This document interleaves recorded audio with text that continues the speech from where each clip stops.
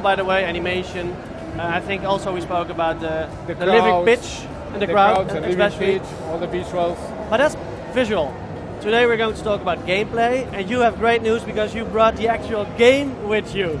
I mean, we are going to watch at the game, which is being played at this IGN booth right now. If we can switch to the game, I think we have already switched to it.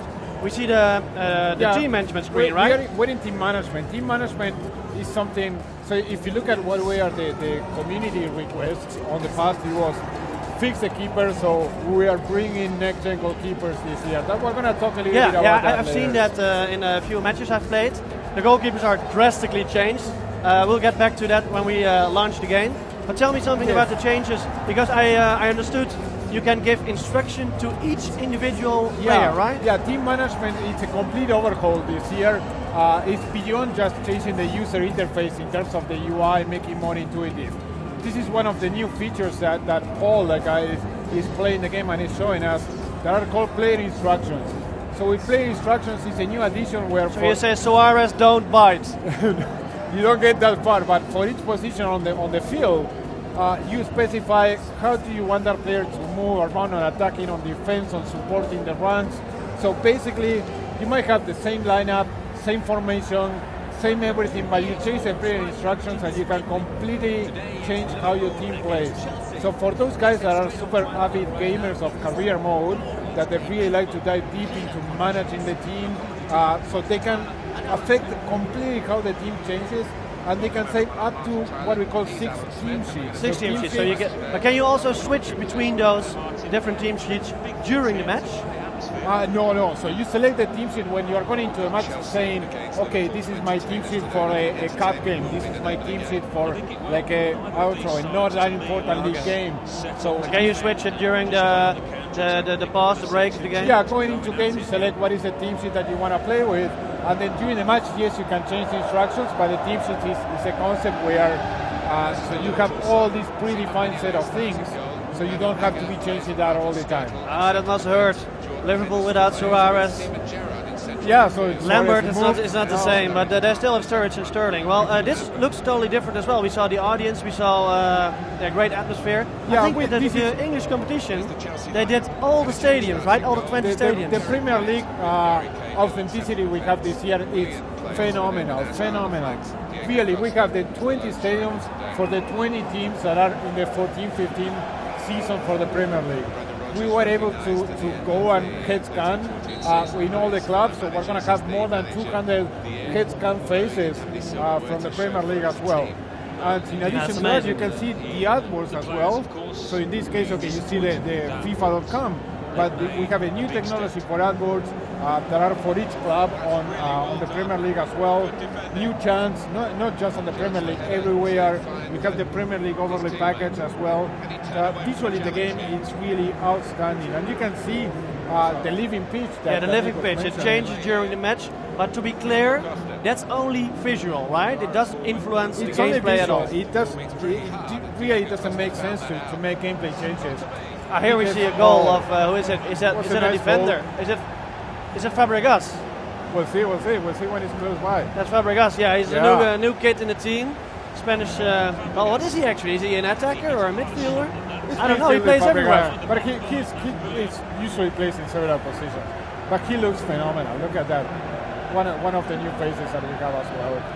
So this is an early goal. Liverpool is not stressed yet, I think, emotional wise.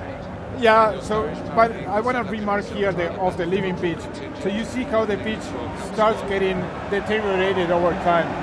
This is not a random thing, so we are really tracking every footstep, every slide, the strength of that footstep and slide, so the pitch gets deteriorated like in real life. Like there are many things that really makes the entire experience really immersive, and that's why we call the tagline this year of "Feel the Game," because that's about it. It's feel the game in terms of the experience, the atmosphere, but feel the game in terms of gameplay as well. There we have it. Oh. Did you see? Oh, that's a fault. That might be a penalty kick. But did you see the goalkeeper? I really like that because yellow card for Egger. Well, the goalkeeper was. I have not seen that animation before. I mean, he was diving through the ball. He did not. He wasn't able to catch it actually. There you can see that is new. Back, but already foul. Yes, for goalkeepers, goalkeeper is something that the community was really asking us for. And to be honest, yeah, but it was not. I mean, the goalkeepers in FIFA 14, they were like machines, like rockets. They flew to the ball, fast pace. It was absolutely not realistic, to be honest. Yeah, so it's not making every goalkeeper like a Neuer. Like Neuer. I mean, you would not keeper. even be able to play the ball around the goalkeeper, which is a pretty common way to score. There are many ways, new ways to score as well. So for keepers, so there are three main things. So one of them is reactions. So if you check in the past what we couldn't do, so keeper, once they made the decision, we couldn't change the decision on the fly. So if there was a ball deflection or something, they couldn't react. So right now, if the ball deflects, there is a curve, the keepers can adjust their legs, their arms, so they can react towards every change of situation to try to save the ball. New animation, so all the saves look much more realistic, but like a new AI as well, the AI of the keeper, so they can analyze much better the situation to understand, okay, do I want to catch the ball, do I want to just grab it, do I want to go slow, running, jogging, so many situations where you can now score like a ton of goals, which is amazing. Well, this is a cool save as well from Peter Cech. Well, okay, that looks very cool, the goalkeepers. You guys did some other improvements, like the dribbling, for instance. Yeah. In what way did you change that? First of all, we wanted to have like a huge attention on responsiveness this year, like a huge focus on responsiveness. And that's where, as soon as you pick the controller and you play the game, that's what you feel. So we've been showing the game for the past 3 months, 4 months, like to a lot of people to try it out and give us feedback. The first thing that they think is, okay, it looks amazing, which it does. And the second thing is, oh, it's super responsive. Responsiveness is not something that comes, let's say, as a casual thing. So we put a lot of emphasis. One of those things was the new dribbling system. So the new dribbling system, it brings much more personality into a player. So if you are playing with Leo Messi, that is like a left-footed. He's like a mediocre player like Maradona. yeah. So no players like those. that is super left-footed. So when you're dribbling with him, you can see how he prefers using the left foot all the time and only using the right when it makes sense. We completely model the contacts of the boot with the ball, like the proper physics for that we didn't have in the past. So you start seeing these situations where the passing becomes much more realistic. So it feels so good that it's the entire game. It makes super responsive. So you want to continue playing all the time. What I noticed shooting, is, turning. What I noticed while playing the game at this at Gamescom 2 days ago. I noticed that it's much more direct, and therefore you can have more options. I mean, you can threat a defense to go solo or to pass, but I don't know what you're going to do, especially in multiplayer. I mean, dribbling was not really a big part. It's not a strong weapon in previous FIFA games. Absolutely. I think it's a really more dangerous weapon right now. Absolutely, and it's not just about attack. So there are new defending things, like in the man-to-man battles, we have shared polling. Did you also change the way of defense? Because I thought that I didn't see that hard tackle in the control scheme. It is. So we don't change the control scheme, but there are new things. Like we have possession slide tackles. So in the past, the slide tackles were primarily to deflect the ball. But now when you slide tackle, you can recover the ball and then start dribbling when you're getting up. This is another thing that gives a lot of responsiveness as well. It makes the game much more fluid. And in the man-to-man battles, no, Paul is trying fancy stuff now.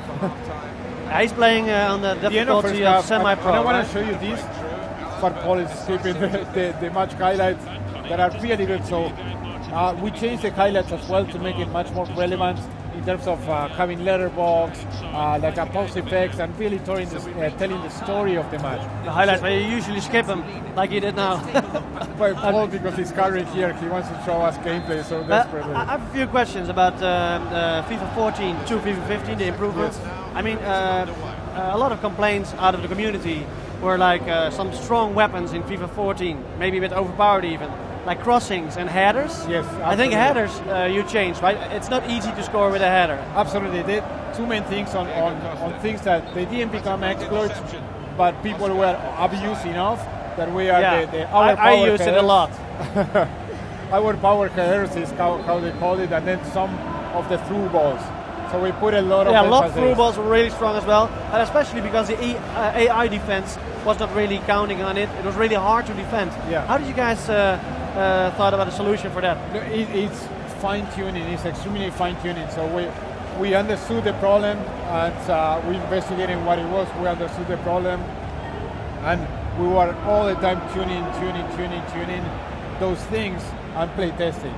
So it's all year long to make sure that the headers, the through balls, or any other case or any other situation in football, it doesn't become like an exploit or a predominant way of playing. So everyone, if you want to play like a passing game, if you want to play like a speed game, regardless what is your way of playing the game, you should have a fair chance of winning it. And it's on the opposition to try to overcome, to find what is the weakness of that way of playing the game. And talking about ways of playing the games, we have two new mentalities. One two new mentalities of yes. positions. One that is probably that we're seeing Chelsea is called park the bus.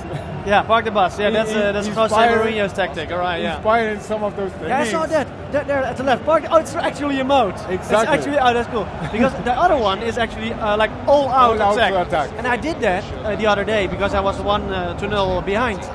And I saw even the defenders in the box. opponent box. Yes, absolutely. Like, what are you doing here, man? So these are the situations, when you watch, if you remember the Champions League final between Real Madrid and Atletico Madrid.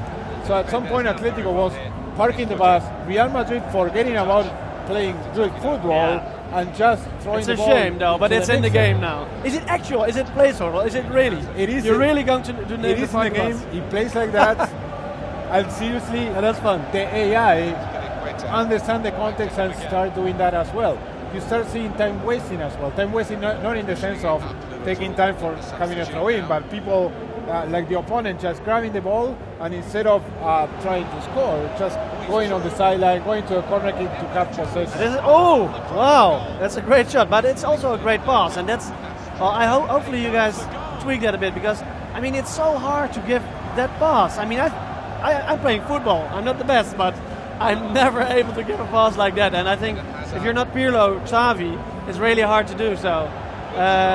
Don't you think a pass like that, with what we saw before the shot happened, is a bit too strong still? It's in our game, so we try to bring a lot of the personality. So what we use is we have a huge database of on the players, run. and they have attributes for everything: mentality attributes, physical attributes, attacking, defending, etc. So we want to have a fair representation of what each player is in real life, but at the same time, you that you are controlling the players with the controller should be able to control your fate. And all in all, we think it's a fantastic game that accomplishes what we were looking for this year. That is about huge responsiveness, having a game that is super fun to play, being online, being with your friends, like we're sitting together right now, or a solo endeavor. So we really have a fun game to play that is accessible, you can master. It's fantastic. It's fantastic bringing all that passion for football. And then in addition to that, we have tons of game modes, so not just career mode. There are many new things that we're doing in Ultimate Team. That is our I play mostly seasons, but season is good. And so one new feature that we have in seasons, you know that one thing that was annoying in seasons is that every time you finish a game, you need to set up everything again. Yeah. So now what you have directly as soon as you finish the game is a play next match. Okay. So I can revenge myself faster. Exactly. It reduces the friction. We have something similar in clubs that we call round-based multiplayer. So we got inspired in first-person shooters, that you play the game and at the end of the session you have a countdown and then you are jumping to the next session. Well, we have the same in clubs.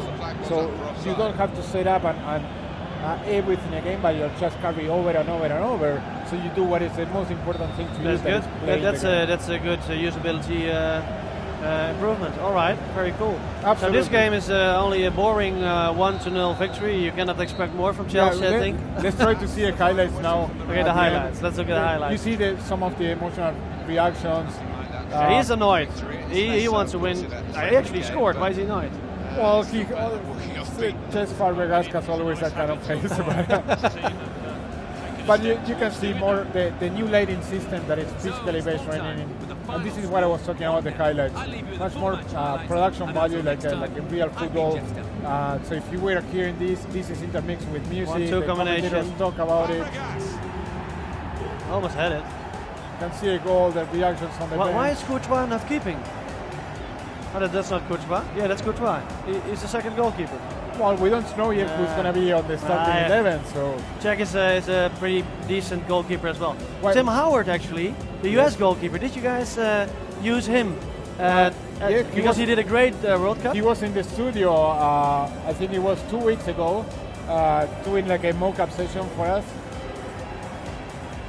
Yeah, and it was great. So Howard actually had the record of saves in a World Cup match. And he's a fantastic keeper. Really, he's a fantastic keeper. This is a really good player as well. This Oscar, is Oscar. Oscar. He was only the one Brazilian player who actually played really good, actually, I think. Well, you think in the World Cup? Yeah, in the World Cup. I think Thiago Silva was the key player for Brazil. He wasn't there in the semi-final when they needed him. Not having Thiago Silva against Germany, I think they suffer more the absence of Thiago Silva than Neymar's absence. That's fantastic, that shot.